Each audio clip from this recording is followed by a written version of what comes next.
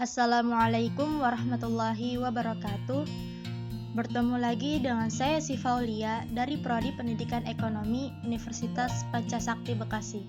Video ini dibuat untuk memenuhi proyek UAS mata kuliah Ekonomi SDM dan Alam dengan dosen pengampu yaitu Bapak Karyadi, SPD, MM.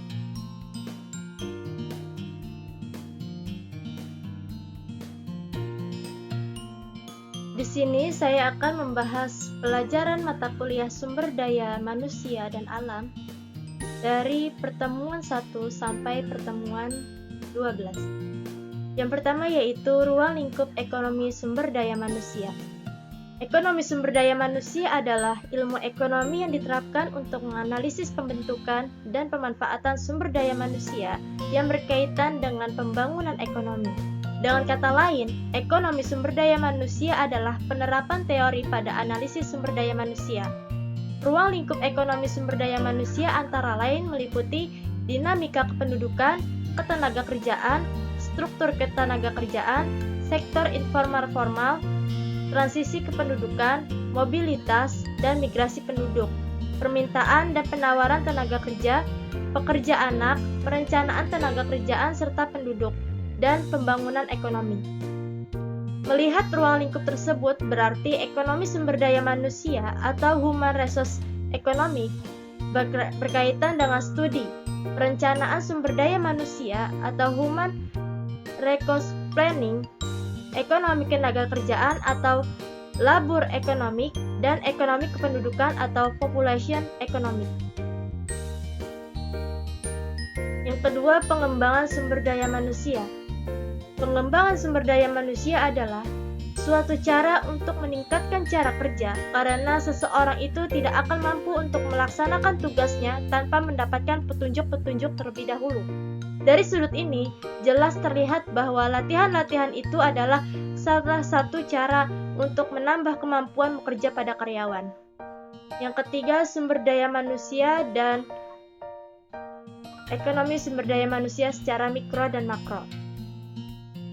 Sumber daya manusia atau SDM dapat dilihat dari dua sudut pandang ekonomi yaitu secara mikro dan makro. Pengertian sumber daya manusia secara mikro adalah individu yang bekerja dan menjadi anggota suatu perusahaan atau institusi dan biasa disebut dengan pegawai, buruh karyawan, pekerja, tenaga kerja, dan lain sebagainya.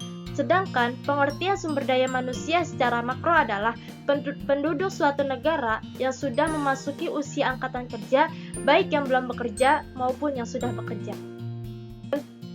Keempat, SDM dalam pembangunan ekonomi. Masalah pokoknya yaitu pertumbuhan penduduk dan kualitas hidup. Yang pertama yaitu pertumbuhan penduduk yang tinggi di negara-negara berkembang. Kedua, pertumbuhan penduduk bukan hanya masalah jumlah, tetapi juga menyangkut kepentingan pembangunan dan kesejahteraan umat manusia secara keseluruhan. Ketiga, ledakan pertambahan penduduk dapat menunjang atau menghambat pembangunan. Keempat, bagaimana pembangunan dapat mempengaruhi pertumbuhan penduduk. Yang kelima yaitu peran dan fungsi sumber daya manusia dalam ekonomi. Pertama, sumber daya manusia sebagai tenaga kerja. Apa sih tenaga kerja? Nah, tenaga kerja adalah penduduk dalam usia kerja berusia 15-64 tahun yang memiliki kemampuan untuk mengeluarkan usaha tiap satuan waktu, guna menghasilkan barang atau jasa, baik untuk dirinya sendiri ataupun untuk orang lain. Kedua, sumber daya manusia sebagai tenaga ahli. Sumber daya manusia bersama-sama dengan teknologi dianggap sebagai keunggulan kompetitif untuk menjadikan sumber daya manusia sebagai tenaga ahli dalam mengejar ketertinggalan dari pembangunan ekonomi. Ketiga, sumber daya manusia sebagai pimpinan perusahaan. Tuhan menempatkan pada penciptaan yang lebih tinggi dari ciptaan-ciptaan lainnya, yaitu menempatkan manusia sebagai khalifah atau pemimpin di muka bumi. Keempat, sumber daya manusia sebagai tenaga usahawan. Apa sih tenaga usahawan? Tenaga usahawan adalah setiap orang yang mampu melakukan pekerjaan baik di dalam maupun di luar hubungan kerja, serta mandiri guna menghasilkan jasa atau barang untuk memenuhi kebutuhan masyarakat. Kelima, sumber daya manusia dalam menciptakan dan mengembangkan iptek. Iptek adalah segala sesuatu yang diketahui mengenai pengetahuan suatu bidang yang disusun secara sistematis yang digunakan untuk menerangkan gejala-gejala tertentu di berbagai bidang dengan menggunakan teknik dan metode dalam produksi barang dan jasa atau teknologi-teknologi yang ada. Keenam, mengorganisasikan pengguna berbagai faktor produksi. Perorganisasian merupakan cara manajemen merancang struktur formal untuk menggunakan yang peluang efektif terhadap sumber daya keuangan, fisik, bahan baku, dan tenaga kerja organisasi.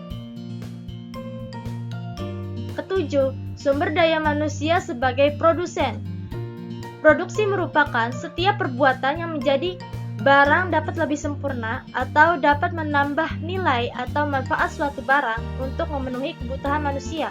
8. Sumber daya manusia sebagai konsumen.